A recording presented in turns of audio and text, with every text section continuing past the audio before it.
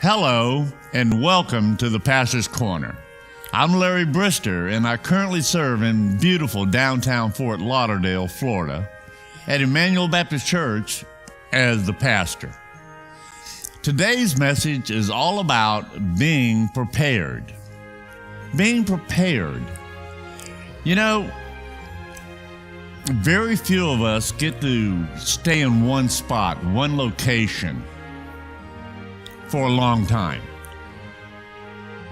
Even in our families, we're here for a little while and then gone. Now, I'm 71 years old, and I feel great. I feel wonderful. But I have been battling an illness this last couple of years. And so recently, my wife and I have been thinking, you know what? We need to be prepared and get things in order for our children, so that, you know, bless the Lord, whatever happens, if something were to happen, that my daughter, my son, they know where things are. They know where documents are, things like that. How does that apply in ministry? Well, again, even and sometimes especially in ministry, none of us get to stay in one place for a really long time. That is very unusual today. Sure, there are the exceptions. The Adrian Rogers, the Charles Stanleys, the David Jeremiahs, folks like that have been in their ministry and they've been the pastors for a very, very long time. Other churches where the deacons or the teachers or the Sunday school teachers have been there in that church for a long time. Here at Emmanuel, we have some folks here. My church secretary, she's 92 years old now, and she has been coming here since she was a little girl, about 8 years old. She's been the secretary for 71 years.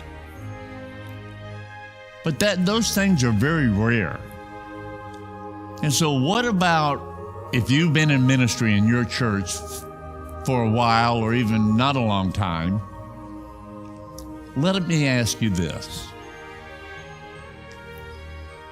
When you move on, the person, if you're leading a ministry, that assumes your position in that ministry, would they know where everything is? And I'm not talking about leaving a written document to tell them how to do it.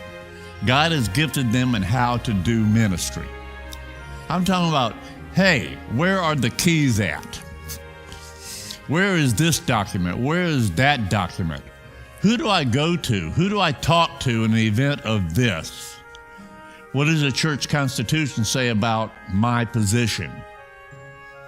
You know, if that's you, and you're leading a ministry, I don't care if it's greeter that you're leading, or parking lot ministry, or teachers, or deacons. All of those are equally important in the body of Christ. Set yourself some time aside, write up a document to say, hey, if you are the incoming person, God bless you. We're praying for you. I wish you the best. But these are 5 things that you need to know where they're at. Yeah, because of this last couple of years, I have done the same thing. I've begun to document for if I were to move on or I need to retire and I get to that age, that the next pastor comes in. This document I'm preparing is not to tell him how to pastor. God is going to cast a vision for the church through that pastor. But it is to tell him, hey, this is your finance guy. This is the person that knows where all the actual documents are, but just in case he's not around too, here's where it's at. Or, over here is what's being addressed right now. These were the key things on my plate when I moved along. See, prepare yourself and be ready. For those that follow you, those that are gathered about you, be a guard for them. It means help them out. Don't leave them in the dark. Don't leave them in the limbo. I promise you, if you do those, and don't tell them how to do it, but tell them how to find the stuff they need to be able to do it. If you do those things, it will be a blessing, at least a starting point for them. I know when I became the pastor 10 years ago, I came in and I thought I knew where everything was, but I really didn't. There were certain things I just had to figure out on my own. A few tips would have helped in that. All right? I tell you what, do that, be a blessing to someone. Thank you so much for joining us today. I look forward to next week on the Pastor's Corner.